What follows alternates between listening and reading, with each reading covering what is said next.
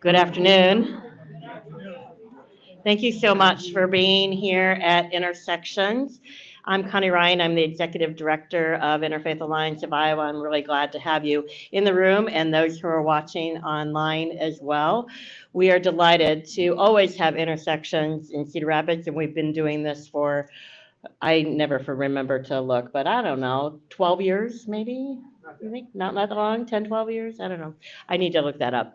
But Intersections at its very core is how do you have civil conversations on really important issues that impact our communities. And so each month on the first Friday of the month, we have a different topic and a different speaker. And so I'm really glad that you have joined us. A special gratitude to Christ Episcopal for housing us over the next couple of months.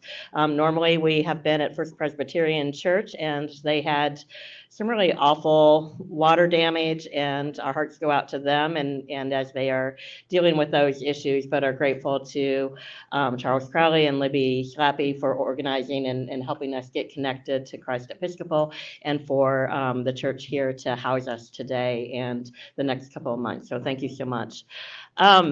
We are delighted to have the new bishop, Bishop Betsey Monnot, with us today to really kind of talk about her vision of her work and using her voice in God's world on behalf of all people. And Bishop Monnot came to Iowa and was consecrated December of 2021.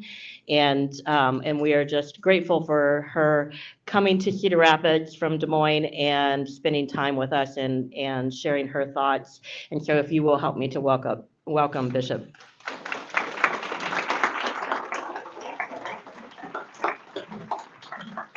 Thank you. Thank you. It's really good to be with you. And I want to check on this mic and see where we want to position it so that it's doing well. Is that good? Can you hear me in the back? I will also try to project, but yeah, so I came to Iowa from Sacramento, California, which is a pretty different place in some ways. It's similar in many ways. You would actually be surprised. The diocese I was in was about the same size and also very agricultural in its nature. Lots of agriculture in Northern California, but the political piece is totally different. Right? And so when I was in California, I didn't really do much in the way of political conversations or any of that, except occasionally with national issues. So that's a whole different piece for me, and I'm learning a lot. So as Connie said, I'm the bishop of the Episcopal Diocese of Iowa, which is the entire state of Iowa. That means that I oversee the 58 Episcopal churches in this state, including Christ Episcopal Church. So I'm absolutely thrilled to be able to be here, although very sorry for the Presbyterian Church and their water difficulties. I will be speaking today from an explicitly Christian perspective, and it's a perspective rooted in the Anglican theological tradition, just so you know where I'm coming from. So I bought this cross. I know it's small and y'all can't see it from the back. I bought this cross many, many years ago on Newbury Street in Boston. Newbury Street is a pretty ritzy, shopping area, right? This was not all that ritzy store, but it was a long time ago. So if you can't see it, it's one of those nail crosses that's made from antique nails that are kind of soldered together to form a cross. There's lots of those out there. And I got it before I went to seminary, although it was clear that I was headed in that general direction. And so when I brought it up to the checkout and handed it to the young man who was there, he looked at it and he goes, "Ah, yes, this is the symbol of the triumph of the spiritual over the physical." And I didn't comment. I was polite. I paid and I thanked him, and I went out onto the street with my friend who had come shopping with me, and my poor friend wound up then enduring kind of I imagine, a lengthy diatribe from me about the nature of the incarnation and the cross not at all being a triumph of the physical or the spiritual over the physical, and instead being a symbol of the breadth and depth of God's love for us, for humanity, for all of creation, triumph over death, the sacredness of all matter and all creation. You know, that's what it was. Poor friend. But it's a lot more complicated to talk about the theology of the incarnation and the meaning of the crucifixion than it is to talk about the physical and spiritual realms as opposed to each other in some kind of conflict that one will eventually win, right? The thing is that a system with the physical on one side, the spiritual on the other side, it's a binary system. And we are hardwired to expect things to be binary. So do this experiment. Without moving your head, look around you. See how much of the room you can see by moving only your eyes and not your head, right? You can see about 180 degrees, I'd say, right? Depends on your peripheral vision, right? We're all a little bit different. You can see about half of what is around you. And the other half, you can't see. It's a binary. Put your hands. You have a right hand, you have a left hand, one of each. They go in different directions. It's a binary. Binary systems are easy for us to grasp, easy to understand, and binary systems are also very, very simple.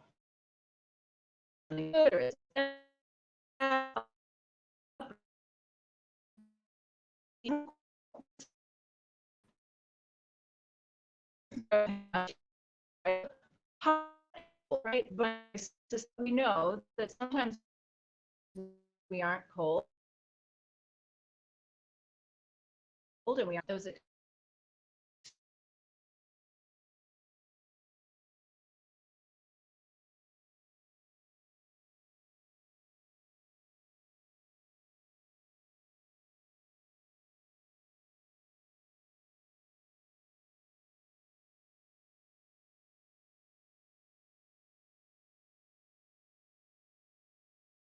Right? So at first, it was just these opposite ends, gay, straight. But then those two didn't actually encompass everybody's experience. Fine, okay, so bisexual, that's the third one, that's the one in the middle. So we had that, and then it slowly became clear to folks that sexuality actually exists along all the points along the continuum between those two extremes. Not just at the two ends in the middle, but all the way along. And now, current thinking about sexual orientation and people's actual lived experience tells us that believing that it existed on a continuum between two extremes was inadequate, right? So when we add sexual orientations such as asexual, pansexual, demisexual, we no longer have a continuum, we have a field. We have a field. Just think about geometry. I know that might have been a while ago. It was for me. I'm not going to say how many years ago, but it's a big number. So in geometry, right, 2 points in space define a line. And there are an infinite number of points along that line in between those 2 points. And also, if the line just keeps going, infinite. But a line plus a point that's not on that line defines a plane, right? Remember that? That was 10th grade. Well, it was for me. So it's the same thing, okay? So we've come to recognize that sexual orientation exists not on a line, but on a plane, not on a continuum, but in a field of diversity. a whole plane, a whole field of diversity with all different places that different people might exist in this field. And that is only one aspect of personhood, right? And so here I'm just going to offer you another aspect of personhood, stages of development. So Ken Wilber, who is a philosopher and a writer, proposes that there are successive stages of development that each individual goes through. And he maps these stages of development to stages in our evolutionary development as human people, right? So I'm not going to give you all of his stuff. It gets complicated. But you can see these stages pretty clearly in infancy and childhood, growth through the ages. And Wilber believes that these stages of development can continue throughout adulthood, each stage incorporating and transcending the previous stage. So a person who is in a more developed stage can recognize and understand the previous stages that they have gone through, but they won't be able to recognize or understand the stages that they have not yet gone through. It's just not possible. You can't think in a more developed way than you have already achieved. The software isn't there, like you haven't had that upgrade yet. And then once you get the upgrade, it's backward compatible all the way back. Does that work for you? Okay. So thinking that somebody could actually get there if they just tried a little bit harder would be kind of like asking a toddler to read War and Peace and create a commentary on the character development throughout, right? I mean, you know that that's not possible. It's the same thing. So Ken Wilber believes that people can get stuck at different stages of development, and then they wind up possibly into adulthood, possibly for the entire adult life, or even starting before that. They wind up functioning at that developmental level no matter how old they get, because this development just has not continued. So Wilber, and he tends to use, he uses numbers and colors as well as names for his developmental stages. For instance, right, he talks about level 3. Level 3 is red, which is focused on the self. And it's very focused on its own safety, security, self-protection. The next level is level 4. He calls it amber. And this is where the person moves beyond the self-focus to the group focus. But it's immediate. It's like a close group focus, right? And the emphasis is on things like law and order, importance of conformity to a set of standards that the whole group agrees on, right? So we've moved from the self to the group, sort of in a group identity. The next level, number 5, is orange. And this enlarges the focus again to be broader and encompass all the groups, all the different groups, and the place of the individual in their group and within the other groups in that whole system. So you get reason and rationality emerging at level 5. And this is the one that maps, excuse me, that he says maps to the Enlightenment in our human development, right? So I'm not going to go through all of Ken's stages of development, but I hope you can see kind of where I'm heading with this. Not only are there different aspects of personhood that are variable in every single individual, each one existing somewhere on a plane or a field, right? Like we talked about with sexual orientation, but there's all kinds of other aspects of personhood. But on top of all of that, everyone is at a particular stage of development in their own self, such that they can only comprehend the world in the terms of the stage that they are in, or potentially the previous stages, but they are never able to comprehend the world in terms of stages that they have not yet reached. So we have this situation, this is reality, this is where we are, of this incredible multi-layered diversity of people who, combined with each person's own particular level of development, are just so diverse and so in many ways divergent. We find ourselves in this world, this is the real world, crashing into situations that don't feel like they make sense. And so I'm going to offer you a couple of examples. So last summer, I was preparing to write a letter that went out to faith communities across Iowa, urging faithful Iowans to vote no on the gun amendment, right? You'll remember that from last November. And in crafting this letter, I was chatting with a friend, and one of the early drafts of the letter had the idea that, you know, we are people of faith and we want peace. Peace is one of our values, and so because we want peace, you know, we want fewer guns. Basically, that was sort of the shorthand version of it. And so I kind of floated this with my colleague, and it seems, you know, sort of reasonable. And she had a different perspective to offer. So my friend's father had worked for the United States government, for the military, these covert operations, I mean, stuff that she was not even allowed to know about. The family didn't know about all this stuff, but yeah, that stuff, whatever that was. And he was a man of faith. He was a man who attended church. The whole family attended church regularly. They attended a church that was part of a fairly conservative version of Protestant Christianity in the United States.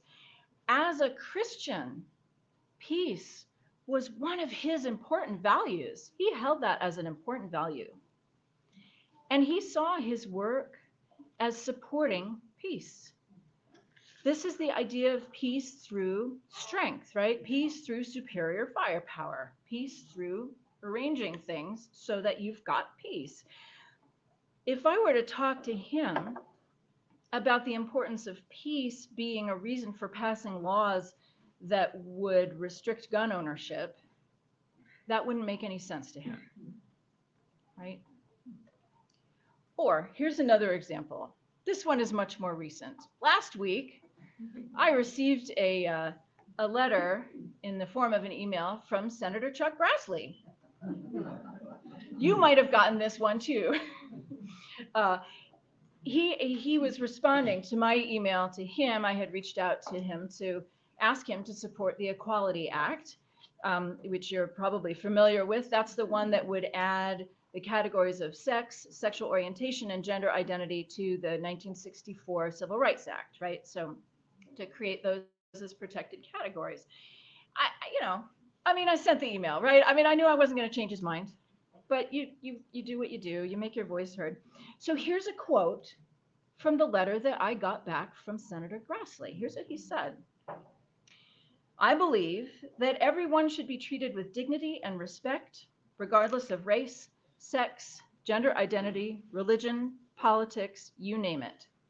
I take my guide from the Bible. The first law is to love God, and the second is to love your neighbor. We're all human beings and need to treat each other with kindness and compassion. I could have said those exact same words in my email to him. I might have. And I would have meant something completely different from what Senator Grassley meant. Okay? So with all these intersecting aspects of personhood, each of which has its own field of diversity combined with our varying levels of development, how can we ever hope to get anything done? And so, to try to get things done, we find ourselves back in the binary system, back in a system of politics with majority rule decisions, votes either for or against. Our arguments in the realm of politics, in the public square, go past each other because we're incapable of hearing each other, because we're making binary arguments in a multidimensional set of fields of diversity and development. So in this system, Senator Grassley and I could use the exact same words and mean opposite things. And we are still called to speak out in the public square. Even in a wacky system where the same words coming out of two different people's mouths can mean two completely different things. So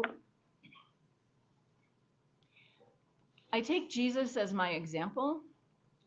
I dare to take Jesus as my example.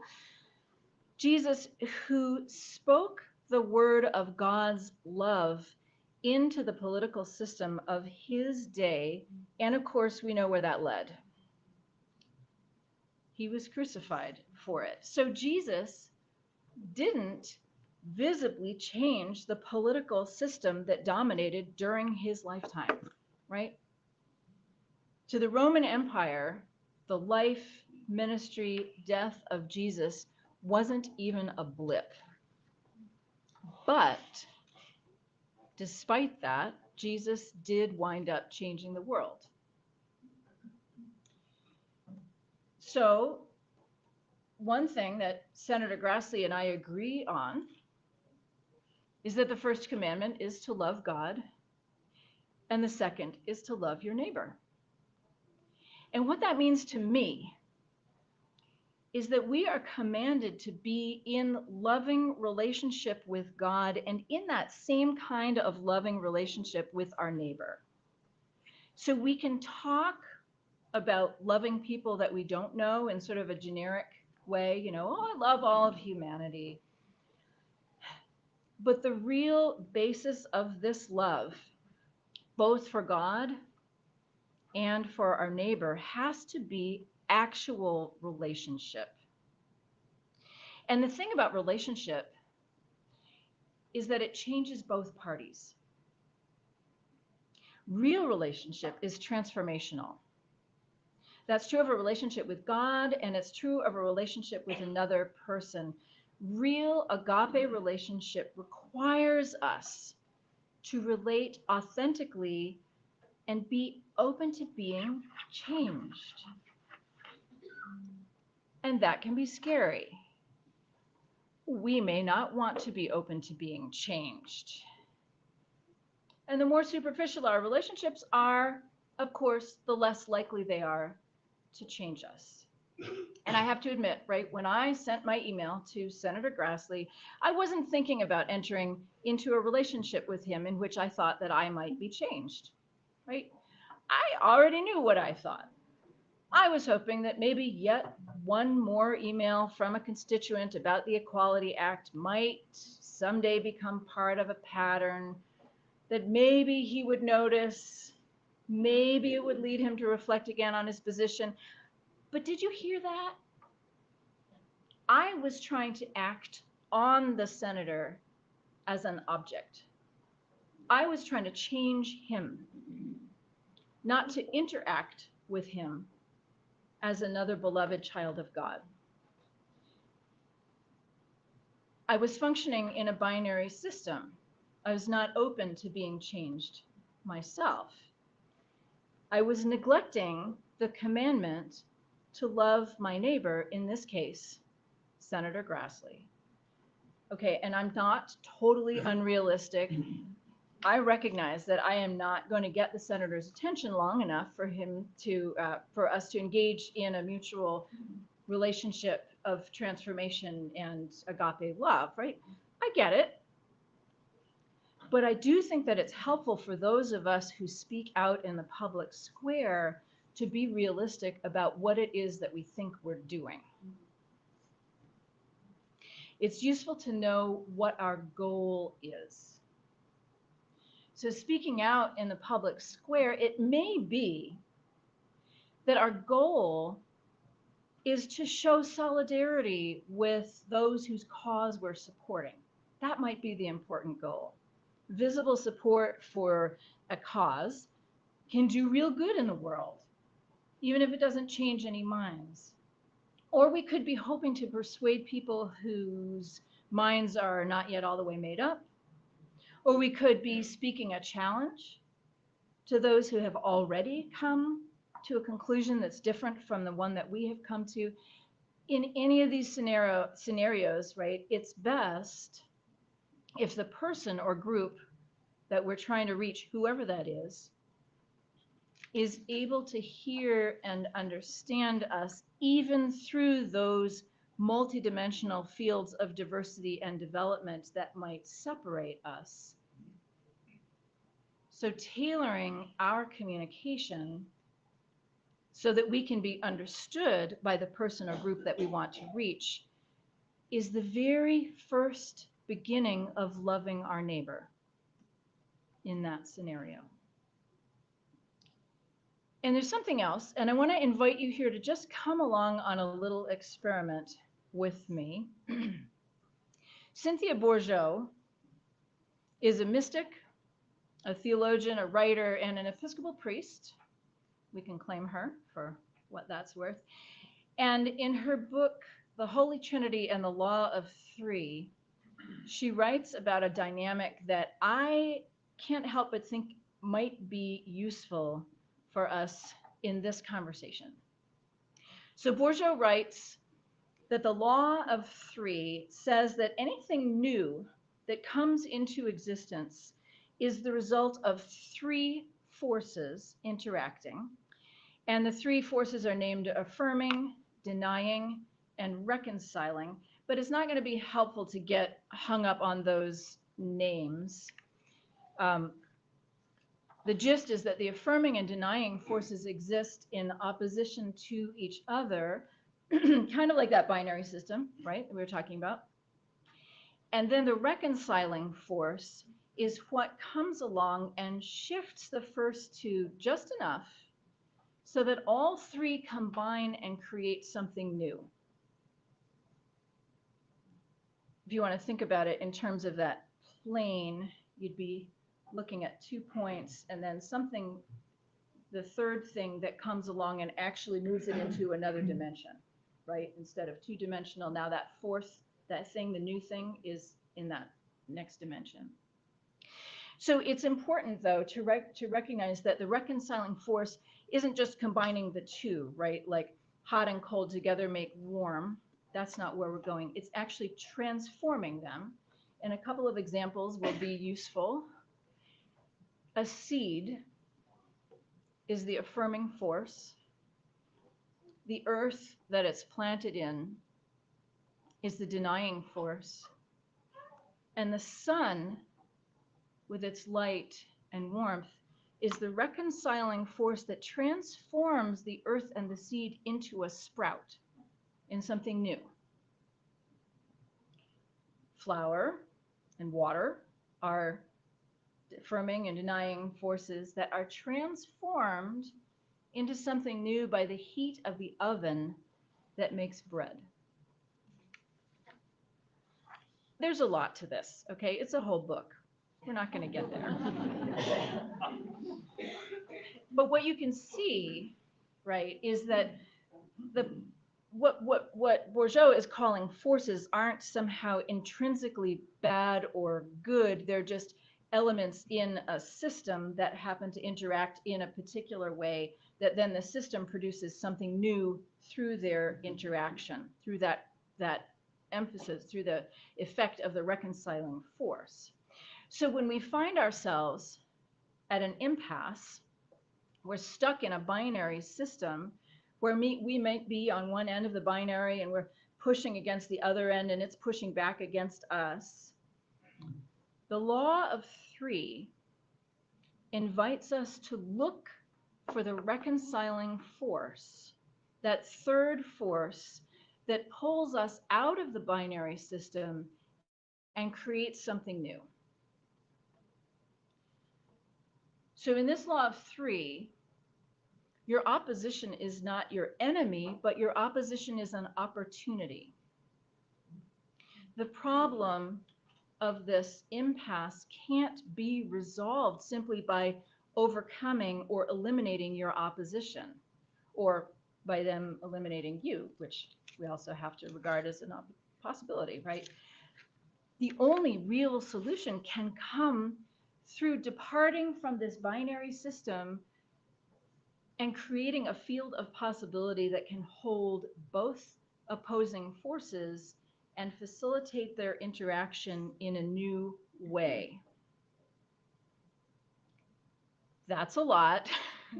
And I'm not going to take us further down this road right now. You can read the book. It's not easy to get through. But I just want to note for all of us, right? Bourgeois' book is a signpost. It's a guidebook that could take us further.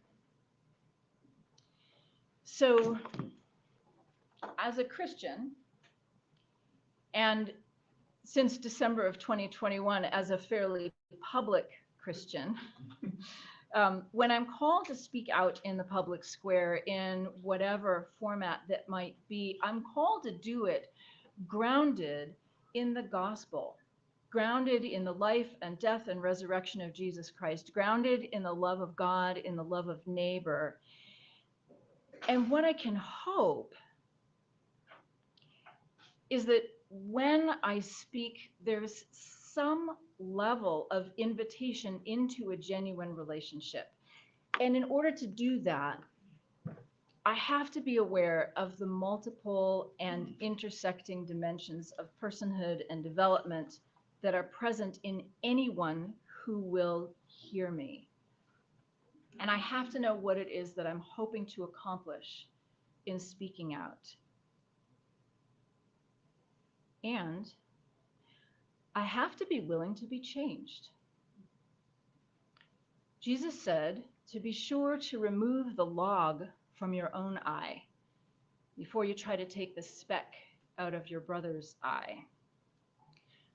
In the law of three, when I search for the reconciling force in that field of possibility, I am guaranteeing that my end of the equation will be changed as much as the other end. And the new thing that appears will be different for all of us. It's no longer a matter of a binary win or lose. Instead, everyone is changed. The whole system is changed. As I prepare to speak publicly about issues that are important to me, I often wonder, in this particular situation, what is the reconciling force? Is it love of God? Love of neighbor? Maybe sometimes the third force is the willingness to be changed. Maybe the third force is me being open, genuinely open to transformation. And I don't have the answers. But I hope that sometimes I'm asking the right questions. Thank you.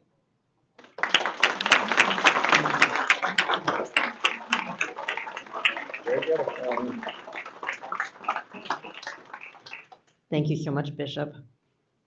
It is our practice at Intersections that if you simply raise your hand, I will bring the microphone to you and catch my eye ahead of time, and I will know who I'm going to next. So.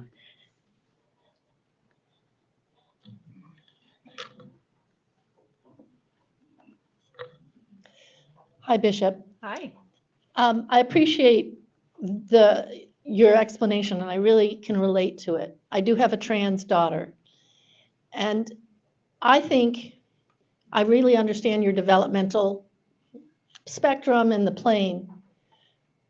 It's challenging, though, when one person is willing to kind of explore that and consider that, but then coming up against someone who is stuck in binary, right or wrong, black or white, there's no gray. That is wrong, I'm right, and it's hard to find that third element because their sense of reconciliation is you coming to their point of view. And that, I feel, is we've really run up against lately in our political life here. And with each other in our general society. How do we address that? Yeah. Boy, wouldn't I love to know the answer to that question.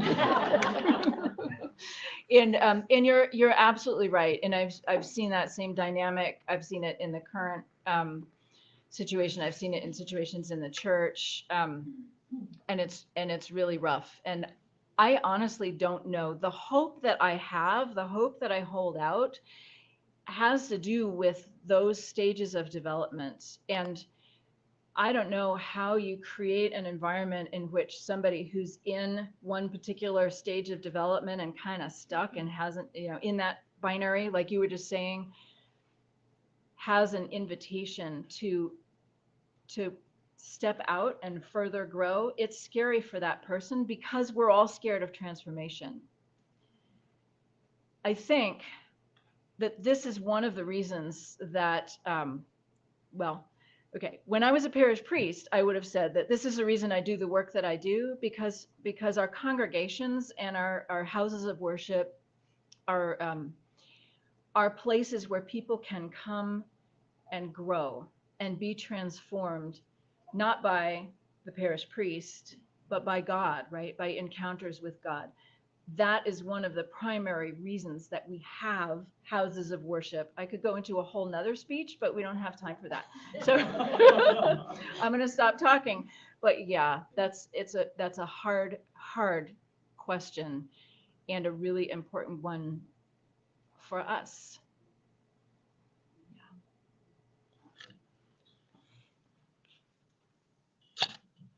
Hello? Hello. I feel like I'm on Maury Povich. Mine's similar to Ann's question. Instead of reconciliation, I hear compromise. And we're not getting that. Nope. It's left, right, and no compromise. So it's more of a statement, I suppose, than a question. But I don't know where to go from there because you want to change it, you want to make it better. But right. And the thing about the law of three is that it's not about compromise, right? It's not about I'm on this side, you're on that side, and so we're going to meet in the middle. That's politics, right? I'm talking about something different. I'm talking about actual genuine transformation. Politics isn't as interested in genuine transformation. But yeah. And I should say for folks online, if you have a question, you can put it in the chat and we will get to your questions as well. I've been struggling with the possibility of LGBTQI trans children being harmed by some of this new legislation that has been offered. Do you think it's possible that if we stress the safety of our children, that the other opposing view would be more resilient to transformation? Transformation. That's hard, especially if we say safety of our children, because the opposing view would say, I'm concerned about the safety of my child. So we can agree, these binaries, it's like me and Chuck, right? We're good buddies. I can call him by his first name. We can say the same words and we mean really different things. I am also concerned about the safety of trans children. And how do you get people over that fear? Right. You've hit on something right there. Fear, right? The opposite of love is not hate, the opposite of love is fear. So when we're residing in fear, we actually, it puts us into the, you know, the dumb brain, like the reptile brain or whatever, and we can't move out of that.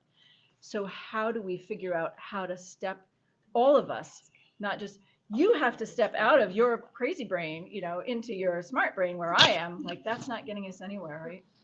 But how do we all move together into a space where we can listen?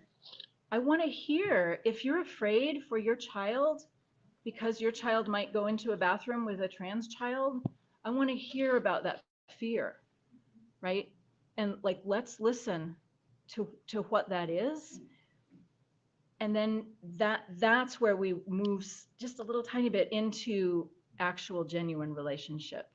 And then if we can share, and I'm afraid for my child who is a trans child going into that bathroom, and here's why I'm afraid, right? You get that genuine relationship. Is it a magic pill? No, but yeah. We have a question online from Margaret. I had it in my head and now I don't. Is it possible to move our thinking from two-dimensional options to three-dimensional? I hope so. I wish you were in the room and we could talk a little bit more because I'm curious about whether we're looking at two-dimensional along the continuum or two-dimensional, which would be that plane, right? Because I think we have to think in 3 dimensions because of all of those intersecting aspects of personhood. The law of 3 kind of indicates 3 dimensions. I think I mentioned that, where you've got the 2 opposing forces and the reconciling force. All of that can be seen as in 2 dimensions, but what comes out of it moves into the 3rd dimension, that 4th new arising, the sprout that comes out of the seed and the earth and the sun. It's a whole new thing, right? We didn't just kind of cram the seed and the earth together and make a compromise. It's something brand new. So I think it has to be in 3 dimensions. She clarified. Oh. 2-dimensional along the plane. 2-dimensional along the plane. Yes, State Representative Brad Sherman just proposed banning gay marriage. And in the article that he posted on KCRG website last night, he quotes scripture in support. Mm-hmm.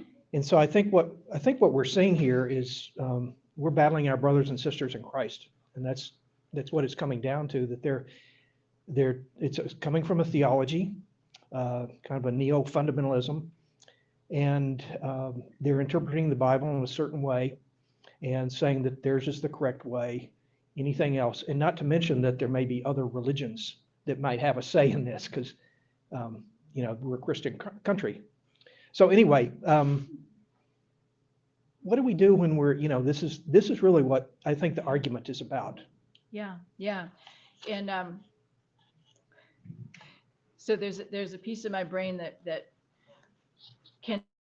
can jump right into that biblical argument. I actually wrote a master's thesis on the Bible and same-sex marriage back in the 90s. So like, we don't have another hour for that, but that's there.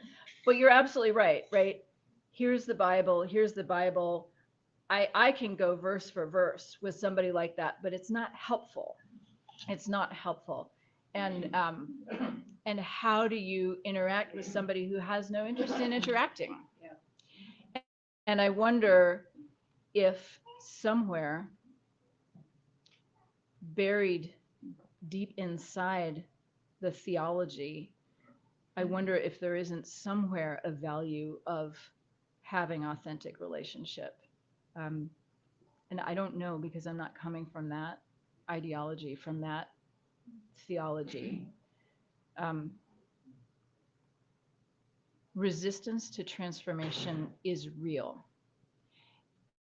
And we all do it. All of us are resistant to transformation because where we are is where we're comfortable, right? Even if where we are isn't good, we're still resistant to transformation. So I don't know, that brought me back to the log and the moat, but sometimes our neighbors do need help with a moat. Yeah. I would just tell people that the joint resolution on marriage is dead. So there are a lot of things that we need your voices on, so I'll just add that piece of it. But it's concerning to folks that it was introduced, but it is, that piece of legislation is dead because of funnel today, so. Good news.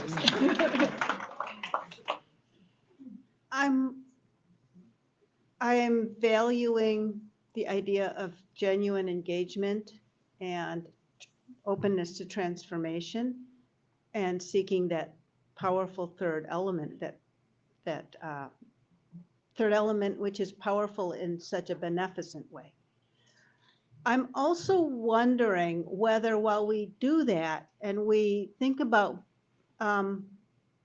vulnerability, we need to hold on to the idea and maybe articulate that sometimes there are very great inequities in where the vulnerability is. Mhm. And while a fear of transformation may be universal, there are other fears sometimes going on where people fear a growth in hate crimes and fear for the physical safety of individuals or fear for the economic impacts on those individuals. And maybe we can do that in a way that doesn't devolve into accusations, but maybe that also needs to be part of the conversation. I wanted to hear your thoughts on that. No, I think you're absolutely right, because that the facts of, just to take trans kids as the current example, right? The reasons that we might fear for trans kids include all kinds of things like survival to adulthood, for all the reasons that a trans child might not survive to adulthood. And that's huge. And I think that the conversation isn't happening on that level, right? Among us in this room, we probably have that conversation, right? But when we're engaging with, whatever, somebody who is afraid that their child is going to use the same bathroom as a trans child, and that is frightening for them, those that we're not having that conversation. It takes two people to have that conversation. You actually have to have an affirming and denying force before you can invite the reconciling force in. And so it's not like I think there's magic that that we can solve this. I think though that I think there's hope. I think there's hope. And I think there's hope when we can remember what the ground of our being is. And we can help to remind others of that, which is super hard when we get shoved back into our lizard brain because we're afraid for our children's lives.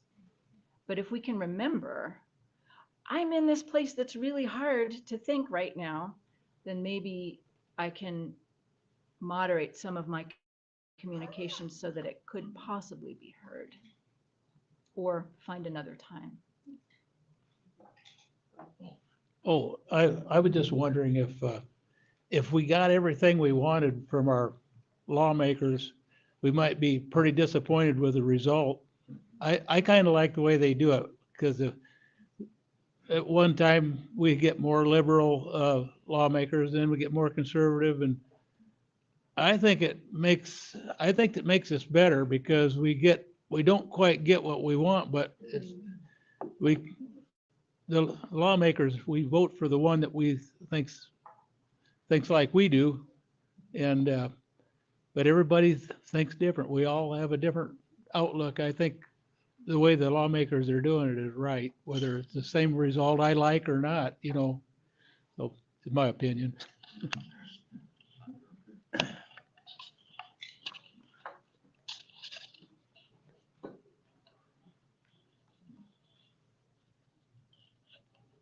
Hi, I clerk at the State House.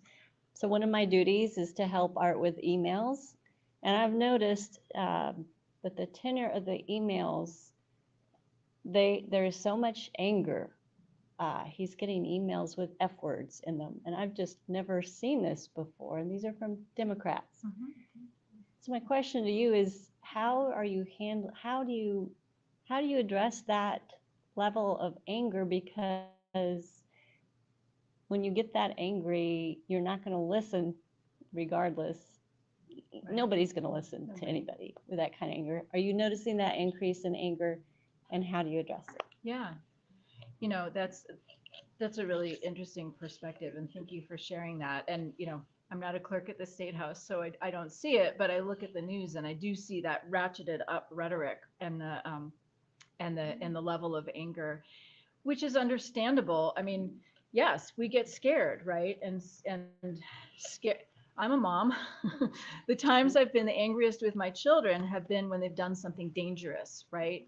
Like, oh, I can't believe you just ran out in front of the, that makes me terrified and angry. My response is anger.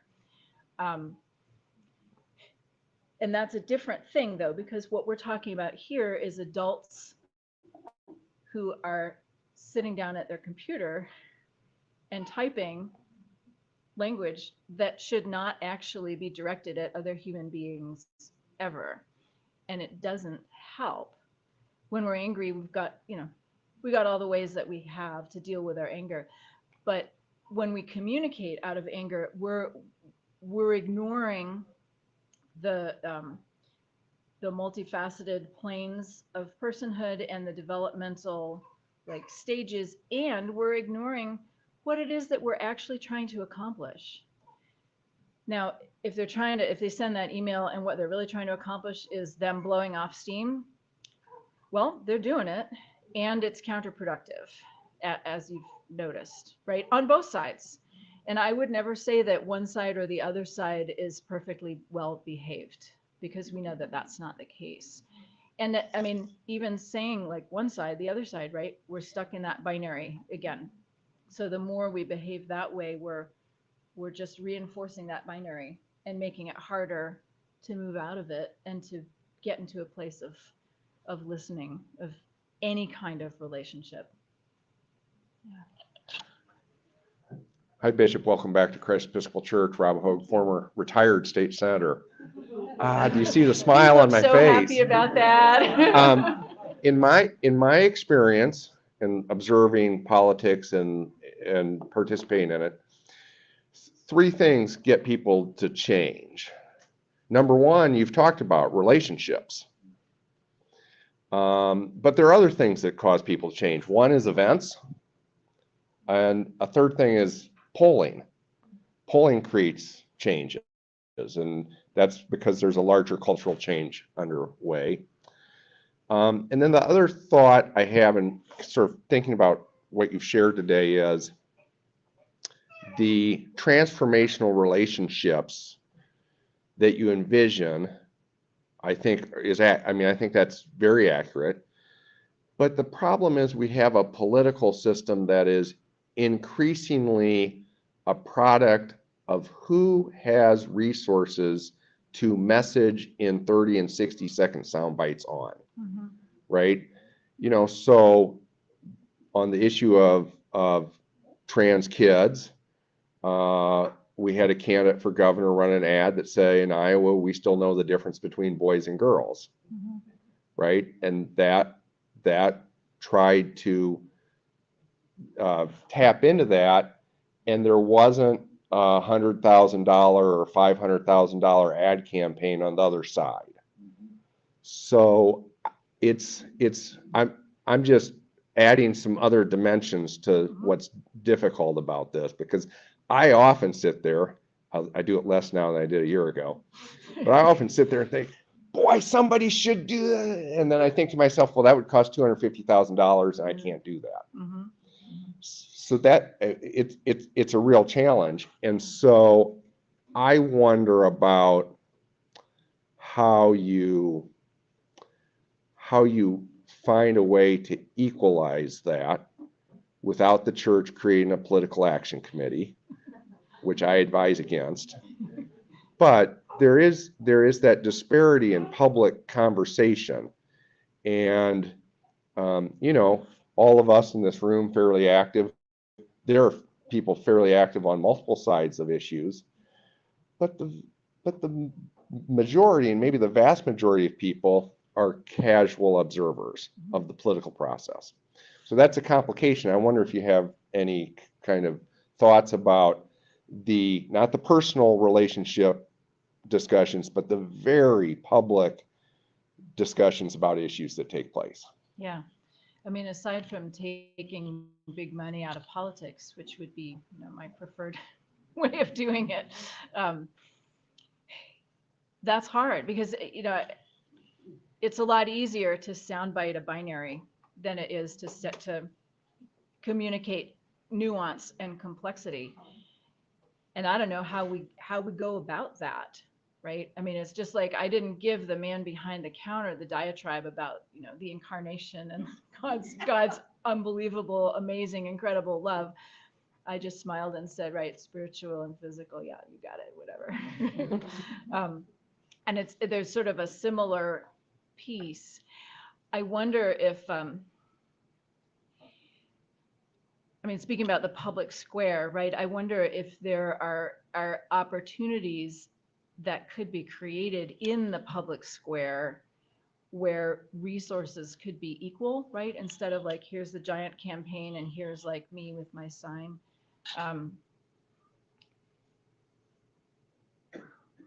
Where conversations can be had. It's like, it's hard. I don't have a great answer. Thank you. And thank you for your years. Thank you. Representative Art Stade from Cedar Rapids. I just wanted to point out that in order to have any kind of compromise, you have to have some kind of balance where each group can participate and make your arguments and work towards a solution that's beneficial to both. But when you have things so out of balance where you don't even have that opportunity to share those things before decisions are made, that's a real problem. So having a trifecta as large as we have, both the Senate, the House, and the governorship, they don't have to listen, so they don't listen many times. They move things without compromise. So I just want the voters here to know that it's very important to have that balance in the legislature. Yeah, thank you. Any last words that you would share, Bishop, with the folks? It's been a real privilege to be here with you. Thank you so much. I didn't know what to talk about, and I had some crazy ideas, and you folks have actually listened to them. And so thank you for the opportunity to develop those thoughts. I really appreciate it. And thank you for all the questions and comments. This has really been a joy for me to be here. So thank you. Thank you, Bishop.